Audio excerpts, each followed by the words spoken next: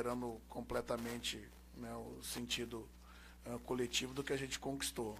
Né? Eu vejo que uma alteração pontual, né, uma segunda alteração pontual, eu acho que ela não, acredito que ela não desestrutura até agora o entrosamento, e a gente pode encontrar dentro disso alternâncias, né, e outros casamentos de características dos jogadores, e ao mesmo tempo mantê-los motivados, dando oportunidade.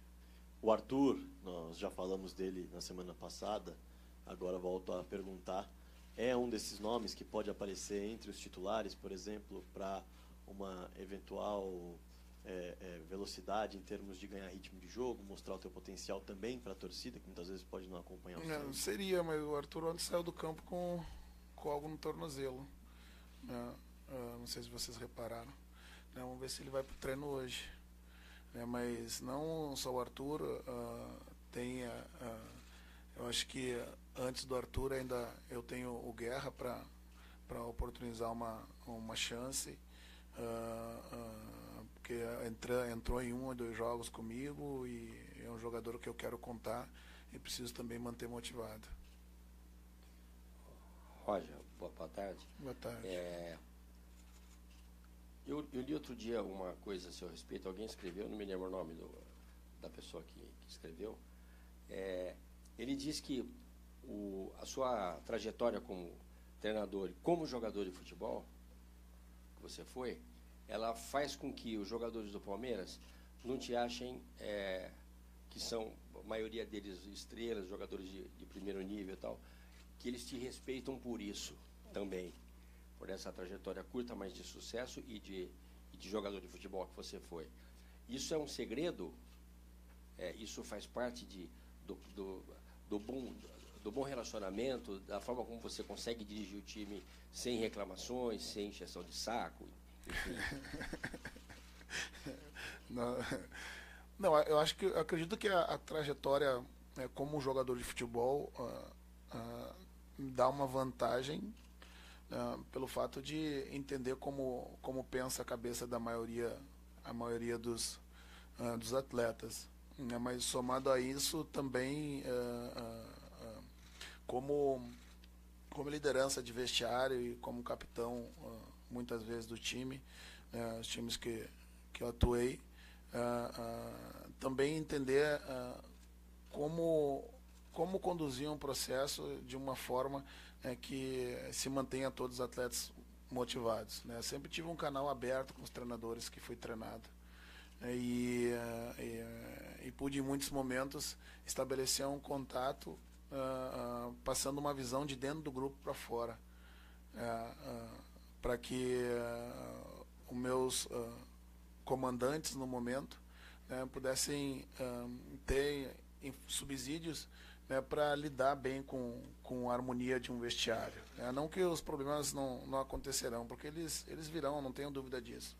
A gente lida com seres humanos, cada um com as suas necessidades, de uma carreira curta, e que a gente sabe que por vezes uma temporada sem jogar é 10% no mínimo da carreira de um atleta profissional. Ainda mais com um ano de Copa do Mundo, ano de ascensão profissional, de muitos atletas. Sempre é ano importante. Agora, o fato de ter sido jogador, não tenha dúvida, que me ajuda nesse contexto.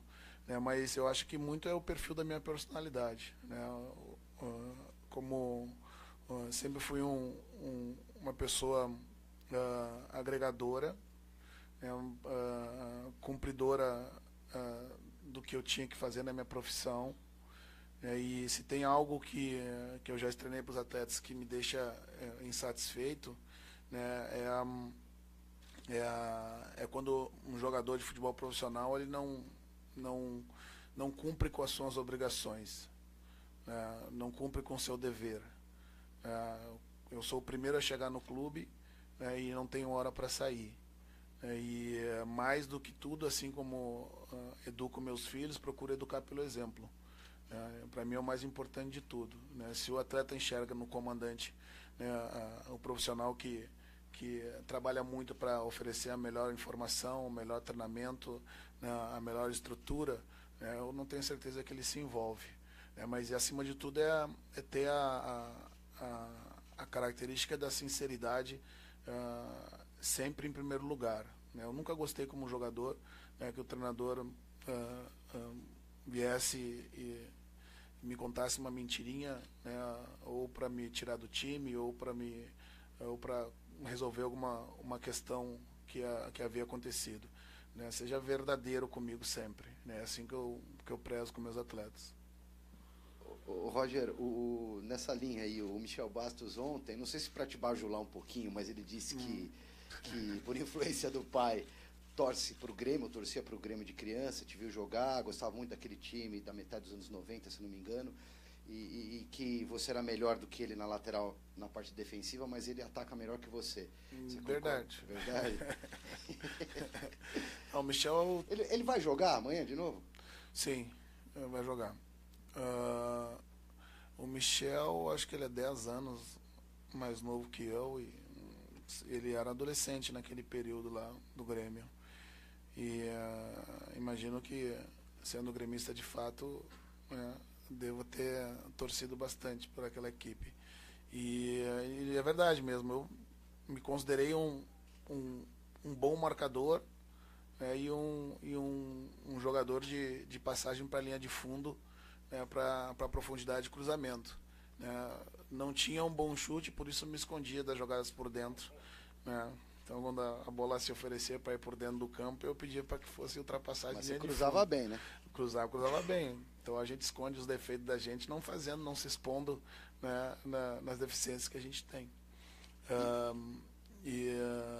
E o Michel, sem dúvida, né, ele recompõe bem linha, mas a grande virtude dele é a habilidade, né, diferente da minha. Eu era um jogador técnico. O Michel é hábil, né, com a bola e arranja soluções que talvez eu não conseguisse enxergar.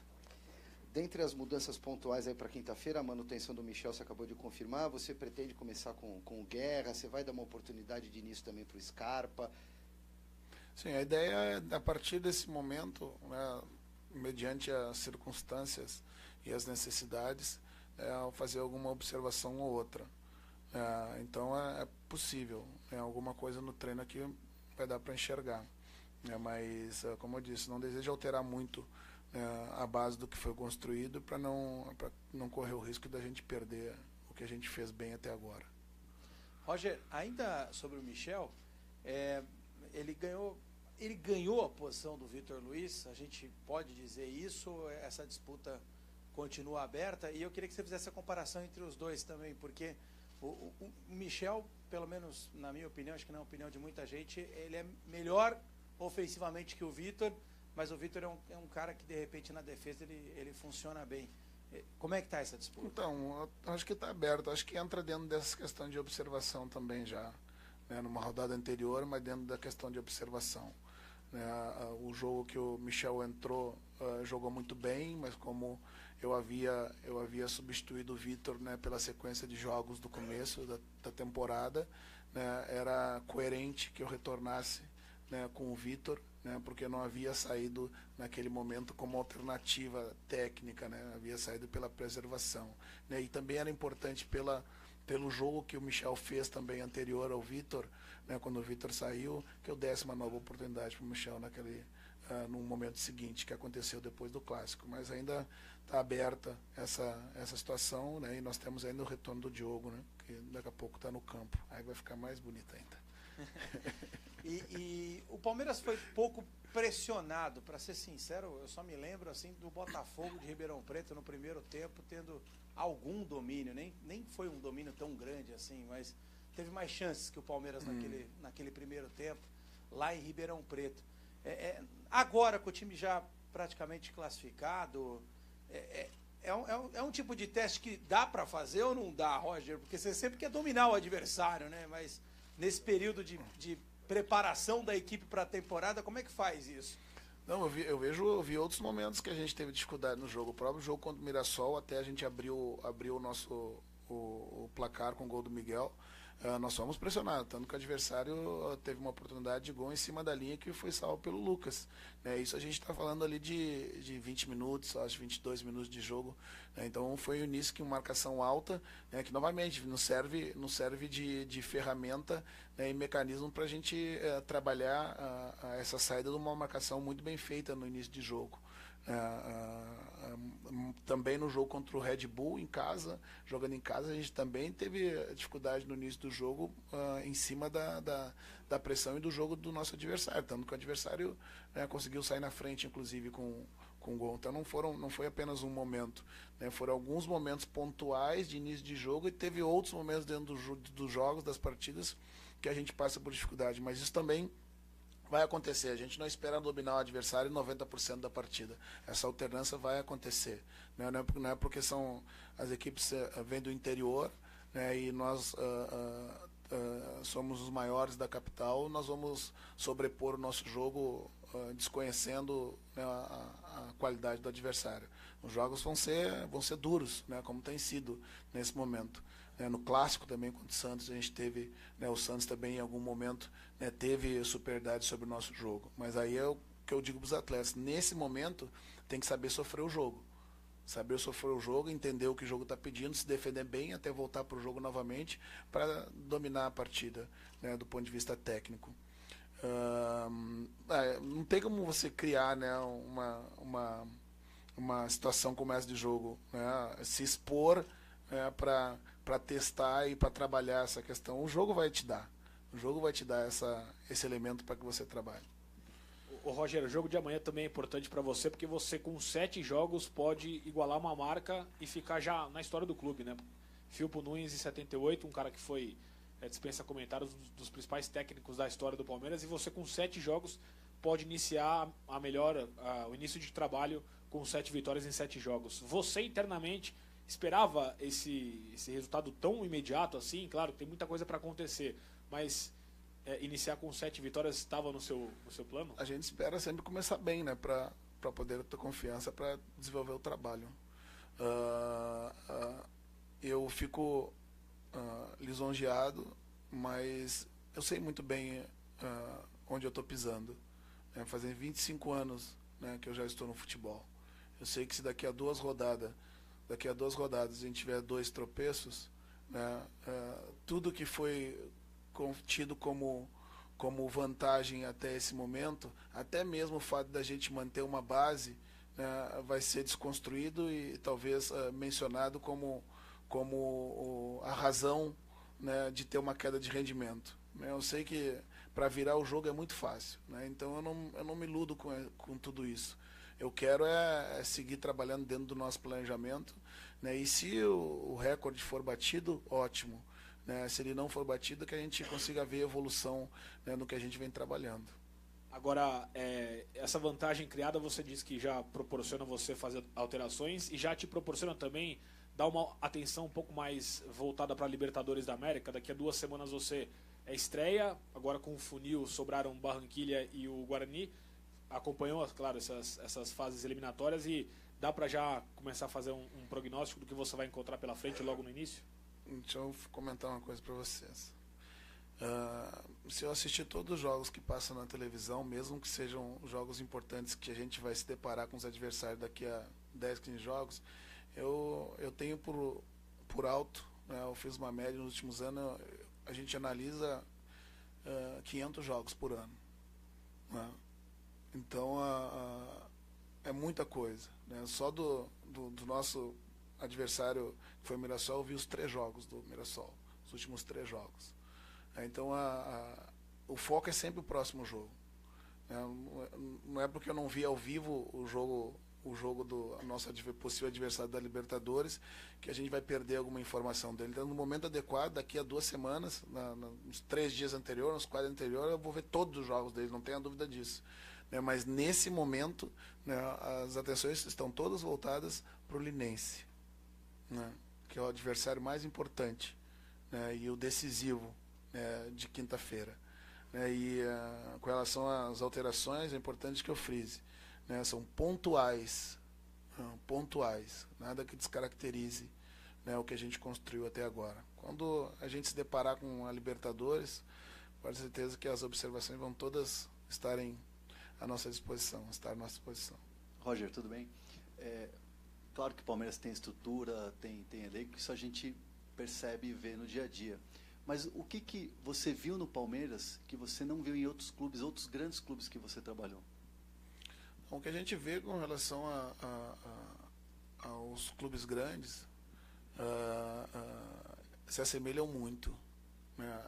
A pressão pelos títulos, pelos grandes títulos, as grandes conquistas, a estrutura de trabalho e os profissionais que estão ao seu lado, os profissionais extremamente capacitados. O que eu tenho dito e que não me gerou surpresa, né, porque eu conheço muito bem alguns profissionais que estão no clube e já sabia de fora, né, como é que está se desenvolvendo dentro do Palmeiras, que a estrutura funciona, né, eu digo, como um relógio, né, funciona muito bem. Nós somos muitos profissionais, mas cada um de nós sabe o seu momento, né, a sua importância, né, e o seu lugar dentro da instituição. Isso, para mim, leva para dentro de campo o que de melhor tu pode oferecer para o atleta. E isso vai ser traduzido em conquistas, em títulos. Para mim, o campo é o último elo de uma corrente. E quando os outros elos estão fortes, inclusive a questão política do clube, ela está calma, isso reflete dentro do campo. Agora, é uma questão que é inegável, a visibilidade, e o retorno de você estar treinando um clube como o Palmeiras, com conquistas, é muito grande. Isso é que motiva a gente. Em relação a, você falou assim, brincou, né? Vai ficar bonito quando o Diogo puder estar à disposição. Como jogador, você já teve algo parecido? Ter 3 bons, ótimos jogadores na mesma posição e ter que brigar? Como é que você vê o lado do jogador em relação a isso? Então, teve alguns períodos na década de 90 que eu passei, acho que 1 ou 2 temporadas sem um jogador específico como suplente. E isso eu tive que criar mecanismos, né, para me motivar sempre, porque não tinha um jogador, uma sombra tão forte, para que eu olhasse para trás e tivesse que acelerar um pouco mais. Quando você tem jogadores com qualidade similar, o primeiro de tudo é que a qualidade do treinamento melhora muito. A qualidade do treinamento melhorando, o jogador que vai jogar, ele está muito mais preparado para enfrentar o que o jogo oferece. E também faz com que, tendo o treinador alternativas, o jogador não se acomoda. Não se acomoda porque ele sabe que o treinador pode tirar e colocar um outro, de uma necessidade. Mas também, com tudo isso, eu tenho que tomar muito cuidado, porque o jogador precisa de confiança para jogar. Se a todo momento ele sentir que ele pode sair porque ele não atuou bem num jogo, ou atuou bem em parte do outro jogo, ele não vai tentar, ele não vai ousar, ele não vai usar da sua criatividade sempre. Vai fazer um jogo mais burocrático, para se manter na sua posição. Então eu tenho que ter cuidado até com isso. Os momentos que os atletas vivem, a fase que ele atravessa, é importante a gente ter muita coisa, pesar muita coisa, antes de simplesmente tirar um atleta porque ele não foi bem num jogo e colocar um outro. Roger, boa tarde. Um dos setores que tem se destacado do Palmeiras neste início do ano é a zaga, que acho que, se não me engano, é menos vazado do Campeonato Paulista e talvez com jogadores que não eram cotados como para ser titulares no começo do ano, o Antônio Carlos e o Thiago Martins. Queria saber se nos próximos jogos você pretende também fazer algum tipo de oportunidades na zaga para jogadores que não vêm atuando e quando que você deve contar com o Edu Dracena também para ser escalado. Começar pelo Edu, e Edu e Moisés, que ainda estão nesse processo ainda. Edu você já tem visto no campo aí, está finalizando, acredito eu, esse processo. O Moisés já foi para jogo, inclusive, já entrou, também estava um pouquinho adiantado com o Edu e agora os dois estão parelhos, Eu acho que para a próxima semana a gente já tem alguma novidade com relação a isso.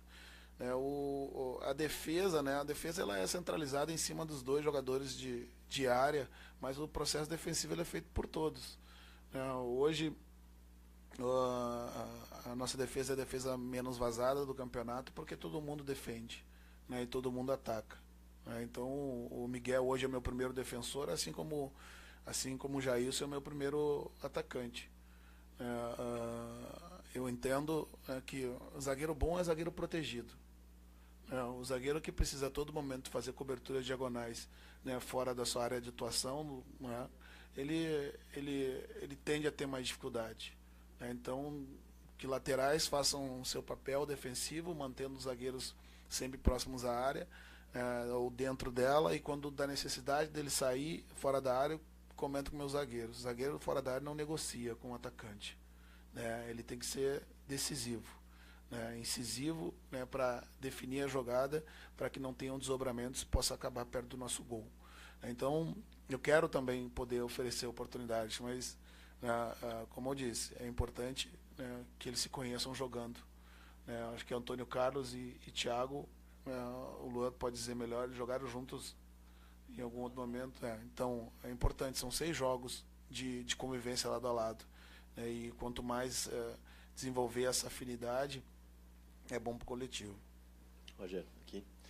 Os estaduais, eles passam por um processo de demonização, muitas vezes, né? Diversos debates, diversas discussões colocam como um campeonato que atrasa o calendário, que prejudica, que não ajuda em nada, quem ganha é obrigação, quem perde sofre pressão, enfim. Costumeiramente é demonizado. Você, nas suas coletivas, já trouxe alguns exemplos de coisas que fizeram com que você visse evolução no seu time dentro do estadual. E agora citou também o Red Bull, citou o Santos, citou o Mirassol. Enfim, o estadual pode servir, sim, como referência? Tudo depende de como a gente vê o estadual.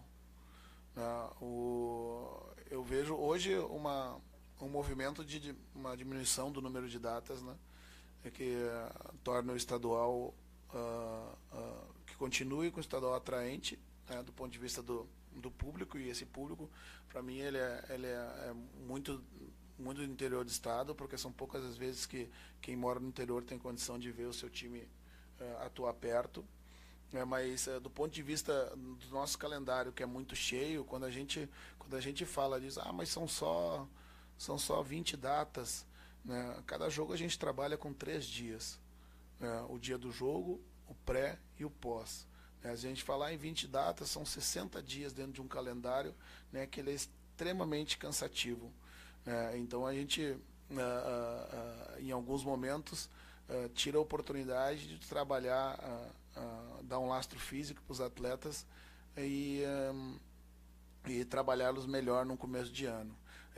Dentro desse nosso contexto atual, do momento atual, né, os estaduais são importantes, né? Talvez eles no futuro se transformem num super campeonato, né, com um número de datas adequado, e que se consiga, né, num começo de ano, tu ter uma competição onde tu valorize ela, né, continue tendo a valorização que ela tinha em anos áureos, e que possa ser uma conquista, né, porque o cenário que hoje tem o futebol brasileiro, em que as competições foram diluídas ao longo do ano, né, a Libertadores ela se encerra em novembro, né, o Campeonato Brasileiro se encerra em dezembro, né, a Copa do Brasil se transferiu os jogos finais para dezembro. A única competição que tu pode conquistar título no primeiro semestre é o Campeonato Regional, né? Então a gente não pode desconsiderar, né? Mas eu também sou a favor que a gente cada vez mais tenha ele mais enxuto, né, para tu consiga ter um planejamento melhor nas temporadas, principalmente na densidade dos jogos. Muitos jogos, o número de jogos é alto, mas tão perigoso quanto isso, acho que mais até, é a densidade deles, né? Você ter 8, 10 jogos quarta e domingo, não há organismo que resista. Não é à toa que a média do jogador profissional lá de fora ela é maior do que o nosso. Acabei a carreira com artrose nos 2 tornozelos, artrose nos 2 joelhos, 4 cirurgias, uma cirurgia de pubis, 3 hérnias de disco, né? Tudo isso em função de ter jogado 800 partidas em 15 anos como jogador profissional. E ainda perdi 2 temporadas em função das lesões. Não é muito. A gente tem que cuidar um pouco da saúde do nosso atleta, para ele conseguir render bem. O Roger, você é um verdadeiro Frankenstein.